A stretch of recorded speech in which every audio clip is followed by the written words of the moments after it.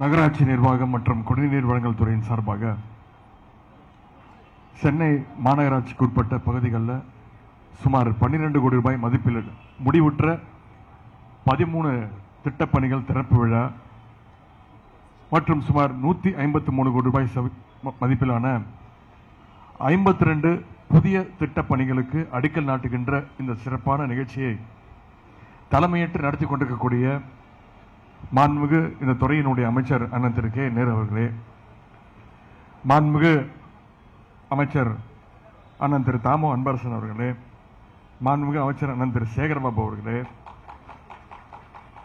வணக்கத்திற்குரிய சென்னை மாநகர மேயர் சகோதரி பிரியா ராஜன் அவர்களே,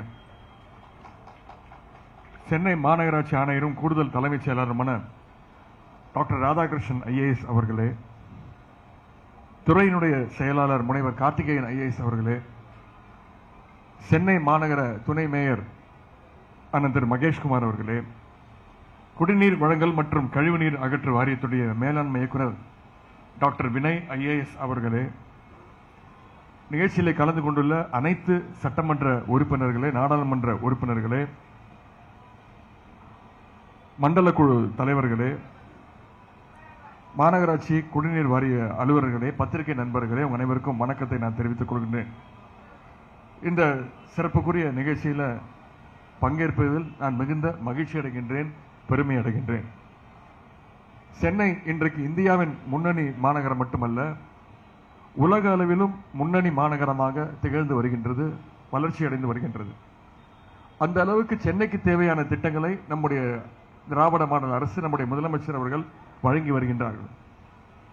மேயராக இருந்து சிங்கார சென்னையை உருவாக்கிய நம்முடைய முதலமைச்சர் அவர்கள் இன்றைக்கு முதலமைச்சராக சிங்கார சென்னை 2.0 திட்டம் மூலமாக சென்னையை அடுத்த கட்டத்திற்கு அவர் சென்று கொண்டிருக்கிறார். அதற்கு ஒரு சிறந்த உதாரணமாகத்தான் இன்றைக்கு இந்த நிகழ்ச்சி நடைபெற்றுக் கொண்டிருக்கிறது.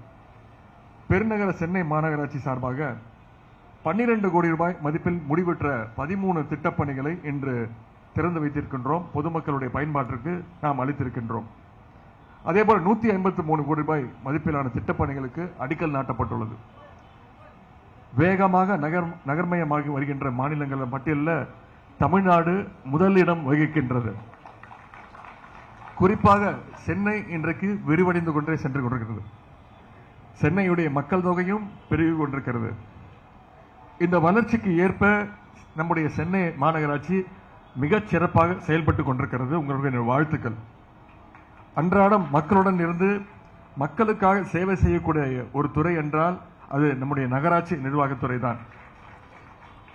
குறிப்பிட்டு சொல்ல வேண்டும் என்றால், மாநகராட்சியுடைய பணிகள் தடைபட்டால் இன்றைக்கு சென்னையே செயலிழந்து போய்விடும். அப்படிப்பட்ட ஒரு முக்கியமான இந்த துறையை தான் அண்ணன் திரு கே நேரு அவர்கள் மிகச் சிறப்பாக வழிநடத்தி கொண்டிருக்கிறார். அவர்களுக்கும் என்னுடைய வாழ்த்துக்கள், பாராட்டுகள். இன்று சென்னையில குடிநீர் தட்டுப்பாடு என்ற பேச்சுக்கே இடமில்லாத வகையில் அனைத்து பகுதிகளுக்கும் சிறப்பாக குடிநீர் வழங்கப்பட்டு வந்து கொண்டிருக்கிறது. மக்களுடைய தேவைகள் அனைத்தும் நேரடியாகவோ அல்லது ஆன்லைன் மூலமாகவோ உடனுக்குடன் தீர்க்கப்பட்டு வருகிறது. அதற்கு இந்த நேரத்தில் மாநகராட்சி மக்களின் சார்பாக, சென்னை மக்கள் சார்பாக என்னுடைய நன்றியை தெரிவித்துக் கொள்கிறேன். குறிப்பாக நமது முதலமைச்சருடைய கனவு திட்டம் சிங்கார சென்னை 2.0 திட்டத்திற்காக நம்முடைய முதலமைச்சர் அவர்கள் ரூபாய் 500 கோடியை ஒதுக்கியுள்ளார்கள். அதன் மூலம் சென்னையினுடைய உள்கட்டமைப்பு வசதிகள் மேம்படுத்தப்பட்டு வருகின்றது.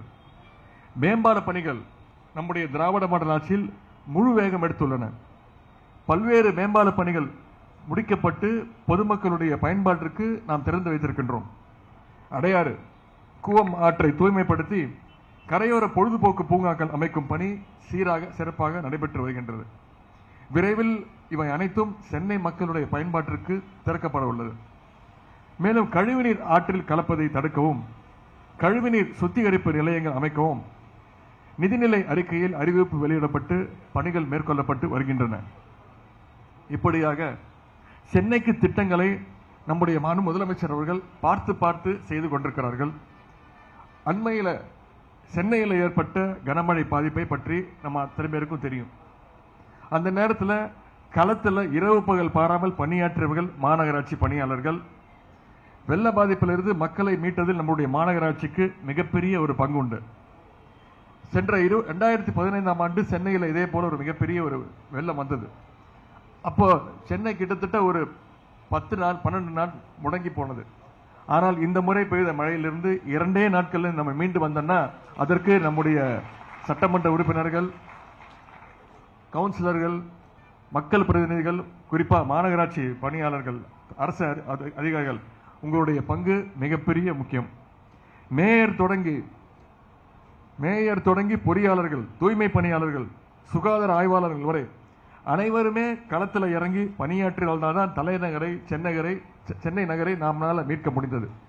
அதை நாமும் மறக்க மாட்டோம், சென்னை மக்களும் மறக்க மாட்டாங்க. ஏனென்றால் மழை வெள்ள நேரத்தில் பலர் எவ்வளவோ விமர்சித்தாலும், எதிர்மறை கருத்துக்களை பேசினாலும் அதை பற்றியெல்லாம் கவலைப்படாம அனைத்து பகுதிகளையும் மக்கள் பணியே முக்கியம்னு அனைத்து பகுதியிலும் சரி செய்த பெருமை நம்முடைய சென்னை மாநகராட்சிக்கு உண்டு. சென்னையை மீட்ட கையோடு சிறிதும் ஓய்வு எடுக்காமல் சாலை பணிகளோ, கழிவுநீர் அடைப்போ, குடிநீர் இணைப்போ, தூய்மை பணியோ என தங்களது பணியை எந்த எதிர்பார்ப்புமின்றி மீண்டும் செய்ய தொடங்கிய நம்முடைய மாநகராட்சி பணியாளர்களுக்கு எத்தனை முறை நன்றி சொன்னாலும் பத்தாது. அப்படி மக்களுடன் களத்தில் நின்று அவர்களுக்கு தேவையான மாநகராட்சி பணியாளர்கள் தீர்த்து வைத்து வருகின்றீர்கள். சென்னையினுடைய ஒவ்வொரு வளர்ச்சியிலும் உங்களுடைய பெயர் எழுதப்படும்.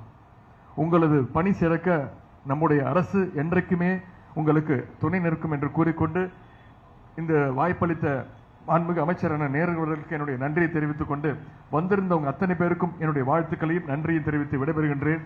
நன்றி, வணக்கம்.